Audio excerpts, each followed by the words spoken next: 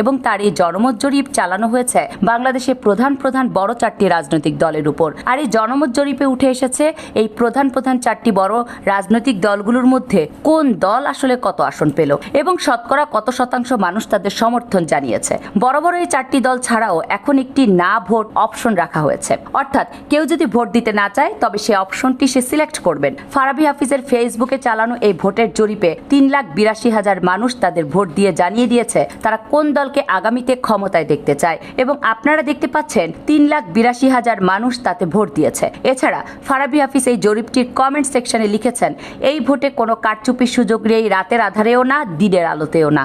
মুশকিল হলো এখানে শুধু যারা অনলাইনে অ্যাক্টিভ তাদের ভোট পাওয়া যায়, আর যারা অনলাইনে অ্যাক্টিভ না তাদের ভোট পাওয়া যায় না। এদেশে 50% নারী ভোটার, কিন্তু এই জরিপে তাদের পার্টিসিপেশন মাত্র 3 থেকে 5%। আরো অনেক ইন্ডিকেটর আছে, সুতরাং এখান থেকে কোনো নির্দিষ্ট সিদ্ধান্তে আসা কঠিন, তবে এটা অনুমান করা যায় কার অবস্থান কেমন। যাই হোক, তো আজকের এই ভিডিওতে আপনারা এটাই জানবেন এই জরিপটি কোন দলের সবচেয়ে বেশি ভোট পেয়ে জনগণের জনপ্রিয়তা শীর্ষে রয়েছে এবং কোন দল আগামীতে জাতীয় নির্বাচনে সরকার গঠন করতে যাচ্ছে। আর আপনি যদি আমার চ্যানেলে নতুন হন তাহলে সাবস্ক্রাইব করে আমাদের পাশে থাকবেন। প্রথমেই জরিপটিতে না ভোট বা জানি না ভোট কাকে দেব ওই অপশনটি নিয়ে কথা বলবো। এই অপশনে ভোট দিয়েছে প্রায় 6% মানুষ। 3,82,000 মানুষের ভেতর 6% মানুষ এখানে ভোট দিয়েছে এবং এই সংখ্যাটি হয়েছে 24,602 জন। 24,602 জন মানুষ মানে কোনো দলকে ভোট দিতে চায় না বা তারা এখনো সিদ্ধান্ত নেননি কাকে ভোট দেবে বা কোন দলের প্রতি তাদের আস্থাই নেই। এই সংখ্যাটা কিন্তু খুবই কম মনে হয় বর্তমান সময়ের এই প্রেক্ষাপটে এসে, আর এই সংখ্যায় রয়েছে মাত্র 6%। 3,82,000 মানুষের ভেতর 24,602 জন মানুষ জরিপের মাধ্যমে কোনো দলকে ভোট দিতে চায় না বা তারা কোনো দলকে ভোট দিয়ে ক্ষমতায় দেখতেও চায় না জানিয়েছেন। 4 নম্বরে অবস্থান করছে গণ অভ্যুত্থানের ছাত্রদের হাতে গড়ে ওঠা দল জাতীয় নাগরিক পার্টি বা এনসিপি। এখানে কিন্তু এনসিপি 5% ভোট পেয়েছে, অর্থাৎ 3,82,000 মানুষের ভেতরে 22,931 জন মানুষ এখনো পর্যন্ত ভোট দিয়েছে এনসিপিকে। 100 ভাগের ভিতর 6% মানুষ এনসিপিকে বাংলাদেশের মানুষ ক্ষমতায় দেখতে চাইছে।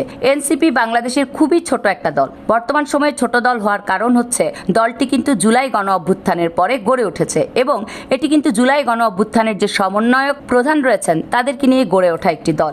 এনসিপি এখানে পেয়েছে 22,931 ভোট, তারা 4র্থ অবস্থানে রয়েছে এবং এখানে কিন্তু 4টি বড় দল রয়েছে। বর্তমান সময়ে 4টি বড় দলের ভেতর এনসিপি পড়ে না, তারপরেও কিন্তু এনসিপি বাংলাদেশের বর্তমানে টপ অফ দ্য কান্ট্রি, খুবই জনপ্রিয় একটি দল বলা যায়, সেজন্য কিন্তু সেখানে এনসিপির অপশনটি রাখা হয়েছে। এছাড়া কিন্তু বাংলাদেশে আরো অনেক বড় দল তাদের সাপোর্ট রয়েছিল এবং 3য় অবস্থানে সবচেয়ে বেশি ভোট পেয়েছে বাংলাদেশ জাতীয়তাবাদী দল বিএনপি। তারা এখানে 10% ভোট পেয়েছে এবং ভোটের সংখ্যা হচ্ছে 38,400টি ভোট, অর্থাৎ 3,82,000 মানুষের ভেতর 38,400 জন মানুষ বাংলাদেশ বিএনপিকে ক্ষমতায় দেখতে চাচ্ছে। আর এই বিএনপির ক্ষেত্রে আমার কাছে এটা অনেকটাই কম মনে হয়েছে। তার অন্যতম কারণ হতে পারে বিএনপির সম্মুখে যে নেগেটিভ কাজগুলো রয়েছে বা বিএনপির নেগেটিভ কাজগুলো বর্তমানে ভাইরাল হচ্ছে সেগুলোর কারণ হতে পারে।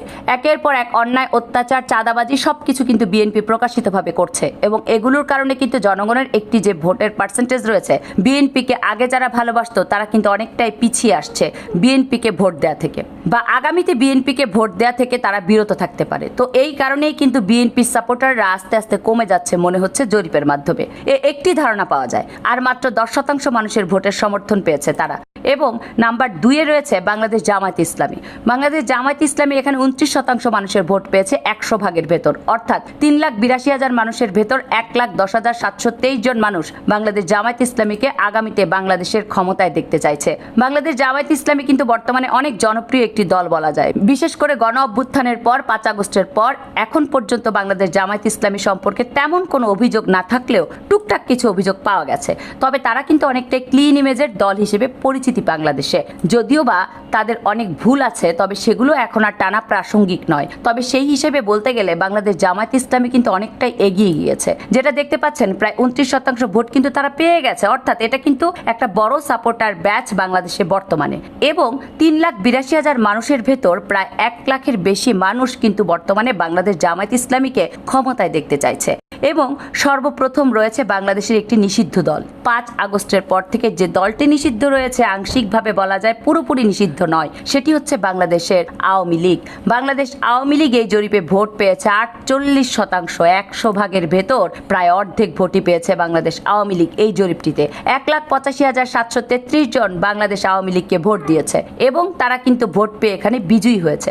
যদিও বাংলাদেশ আওয়ামী লীগ আগামী নির্বাচনে অংশগ্রহণ করতে পারবে না, তবে অনলাইন জরিপগুলোতে কিন্তু বাংলাদেশ আওয়ামী লীগ ভালো পার্সেন্টেজ লক্ষ্য করা যায় এবং বাংলাদেশ আওয়ামী লীগ কিন্তু এখানে সর্বোচ্চ ভোট পেয়ে বিজয়ী হয়েছে। ফারাবী হাফিজ সাংবাদিকের এই জরিপটিতে কিন্তু আওয়ামী লীগ জয়ী হয়েছে। তো দর্শক, আপনার কি মনে হয় বাংলাদেশ আওয়ামী লীগ কি সত্যিই বাংলাদেশের সবচেয়ে বেশি জনপ্রিয় দল, বা বাংলাদেশ আওয়ামী লীগ কি আগামীতে বাংলাদেশের রাজনীতিতে থাকার মতো একটি দল? সেটা কিন্তু অবশ্যই কমেন্টস করে জানাবেন এবং আপনার মূল্যবান মতামত কিন্তু কমেন্টস করে জানাবেন। এছাড়া আপনি কোন দলকে সমর্থন করেন বা আপনি নির্বাচনে কোন দলকে ভোট দিয়ে ক্ষমতায় দেখতে চান তাও জানাবেন। এছাড়া ফারাবী হাফিজের করা এই জরিপটি আপনার কাছে কতটুকু সত্য বলে মনে হয়েছে সেই জরিপটি নিয়েও কথা বলবেন। এছাড়া বর্তমানে বাংলাদেশের যে রাজনৈতিক দল রয়েছে এনসিপি, সেটি আগামী নির্বাচনে কতটুকু ভালো করতে পারবে এই জরিপে এনসিপির মাত্র 5%